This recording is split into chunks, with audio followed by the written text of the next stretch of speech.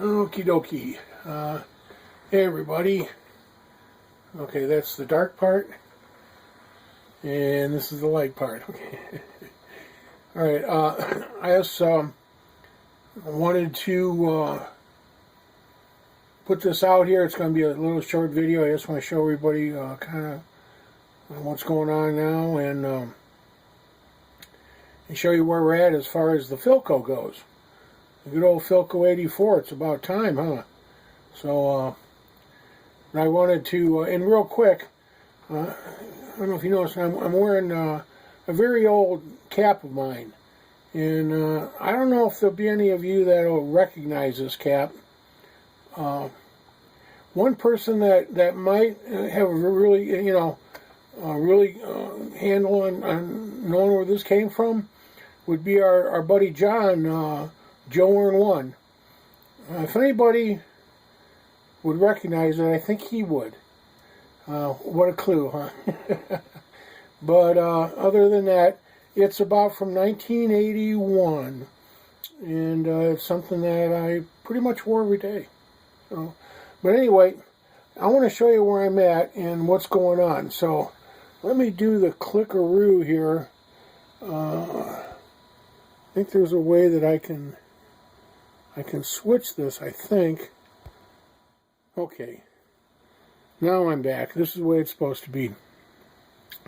Show you how I got this stuff laid out. I've got my little schematic. Well, part of it is up there with like some of the instructions and that. And here's my box of parts that I had the chassis and everything in, and it's been waiting to be brought out. And I got my stuff in here, and tubes are in here and everything. More smaller schematics. And then I've got my bigger schematic here. And let's see if I can get in a little closer on this. This is my bigger schematic where, I made 4 big parts and put it all together. But I can kind of go and trace, and it's easier to see. And I've got all my parts listed down here. Here's the chassis, and if you can see, I still got everything labeled with the numbers, and I'm so glad I did that, because it's been a while since I've been in this radio. And here's my book.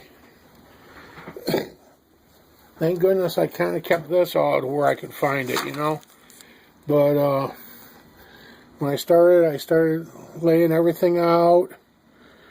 And here's all my blocks. And I label them the way they're supposed to be. And for the most part now, they're back.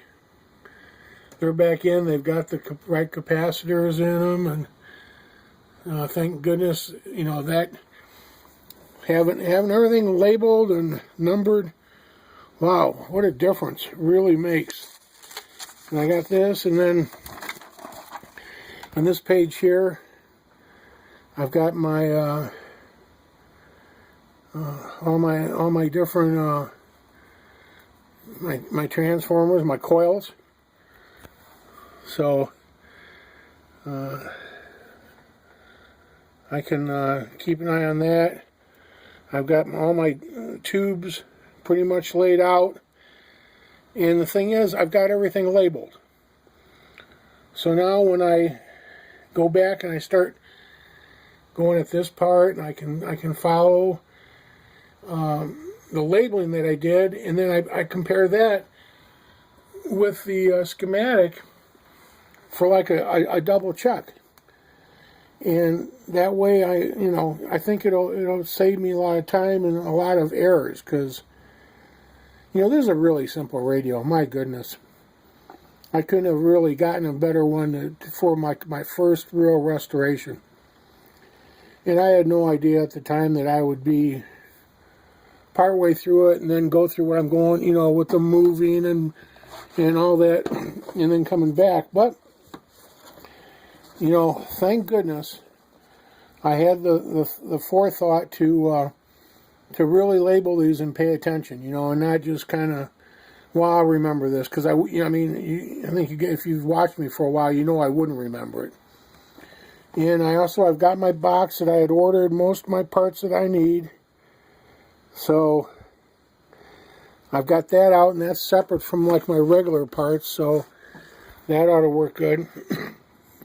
And with this, this is where I'm going to start. And I'm not sure.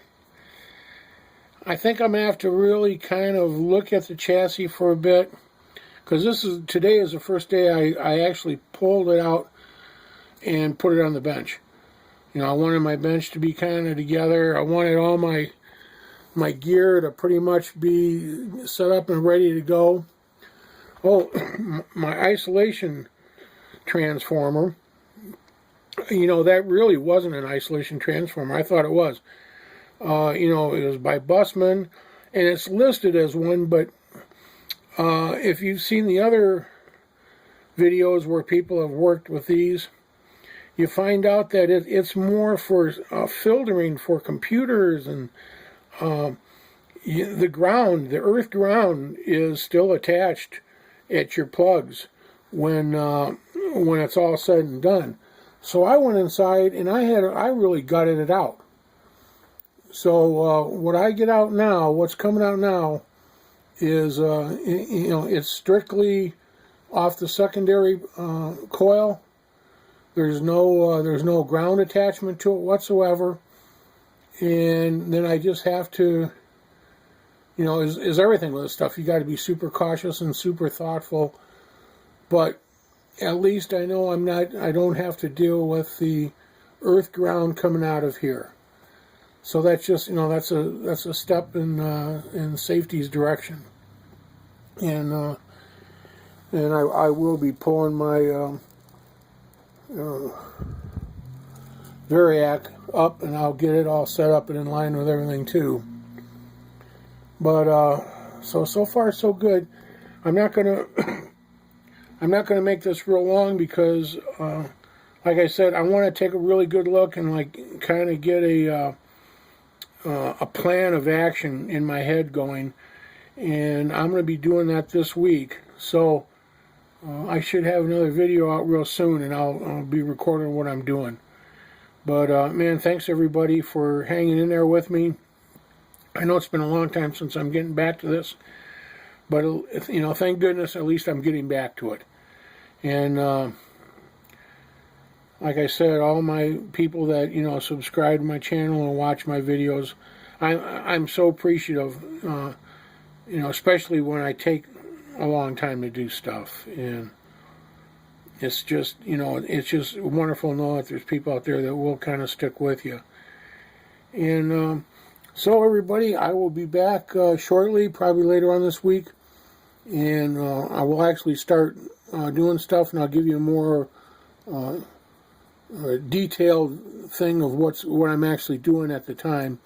And we'll just go slow and take it easy, and you know, somewhere down the road then we'll hopefully power this up and have a radio. So until then, everybody, take care, and I will definitely see you on the next video. Thanks for watching, everybody. Bye.